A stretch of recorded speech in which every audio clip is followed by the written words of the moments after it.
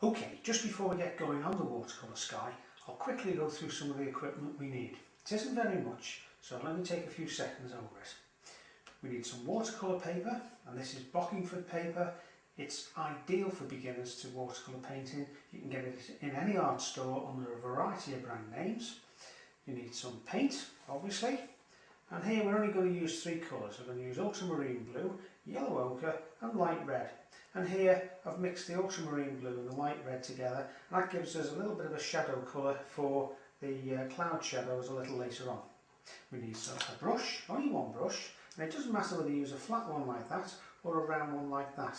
The main thing to remember is use a bigger brush than you think you're going to need, because it will stop you fiddling.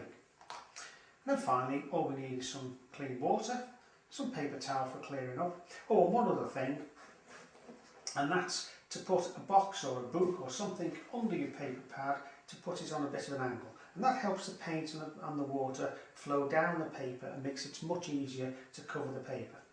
Now what I've done is put the paper on a drawing board, which I've put vertically on an easel. I've done that so you can see it a bit easier on camera. But I wouldn't recommend this if you're just new to watercolours, because the paint's very prone to running straight downwards. In fact, I've already got about 3 skies sitting on the table behind me, so I wouldn't recommend it for me at the moment, but there we go. Okay, first thing I'm going to do is to dampen the paper with clean water. You don't want it flooded, you want it damp, and only experience will tell you what the difference is. Put a little bit of the yellow ochre. You can probably hardly see this on the camera, but all it does is to give a nice warm glow to the bottom of the sky near the horizon. I'm now going to put the blue in. Okay, you remember the ultramarine blue. That's going to be nice and strong, much stronger than you think you need it. Okay. And you can see there, in fact you can see the paper has already started to dry, but I'm not worried because it'll start, you can see it's starting to flow where the dampened paper is. And because there's already water on the paper, you can see just as I take this down the page, or down the piece of paper, it's actually put a little bit more pigment in there, just drag that down. You can see how it's lightening off as I get down towards the bottom of the paper. Now I'm not worried about those stripes because they'll start to blend in. As you can see, it's already starting to blend in quite nicely, so that's going to give me a nice smooth transition from blue to very, very pale yellow at the horizon. Now the next thing we do, and this is the fun bit, is where we actually take the clouds. How I'm going to do that is by putting the brush into clean water, well, nearly clean water, and then I'm just going to take some of that water out. And again, I want the brush head a little bit damp but not flooded with water. And what I'm going to do now is just simply take out the clouds just by running the brush randomly across the paper like that. And basically I'm not adding water as much as taking out blue pigment. And as we get further down the sky, further away, the clouds in the distance, just like mountains in the distance, get smaller. I could leave it at that if I wanted, and that gives me a nice, pleasing, feathery sky. So I'll add another stage to that. And you remember the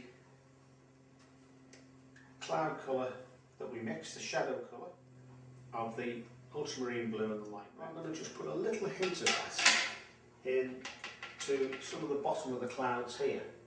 Not too much, you don't want to overdo it. A lot of people ask me, how do you avoid those horrible cauliflowers when you put paint into the sky and it suddenly blooms away and looks like an atomic explosion in the sky? The reason is that you put thin wet paint on top of thin wet paint, and all the water in the two washes pushes the pigment that's on the paper to one side, and that's how you end up with the cauliflower. The solution is quite simple. What you make sure you do is you put a stronger mix, not necessarily a darker, but a stronger mix of paint on your paper than has gone on previously.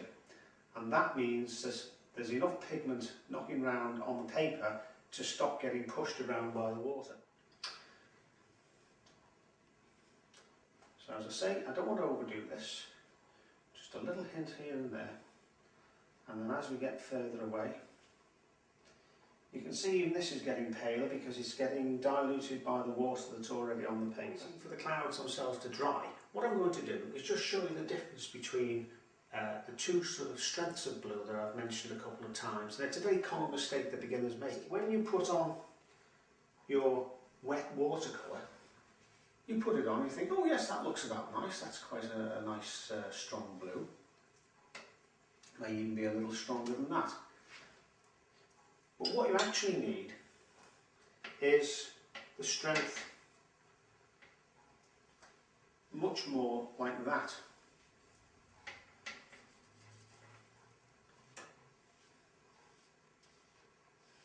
Now you can see how weak that is compared to that. That looks right at the moment, but unfortunately it's going to dry that pale because watercolour dries about 50% lighter than when you first put it on. That's much more like the strength of our cloud scene.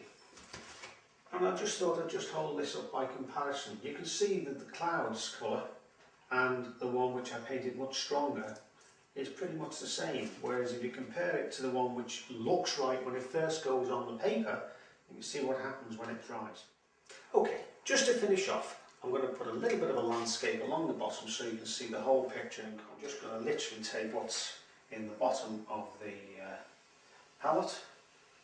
This happens to be the cloud shadow mix, and we'll do, I don't know, a couple of mountains or something like that. You know, it's a great way to have a little doodle with watercolour paint, this as well, because there's no pressure to get things right, and with very few brush strokes, what we've got here is a little hint of a distant landscape. I don't know, let's put a little ziggity zaggity roadway in like that.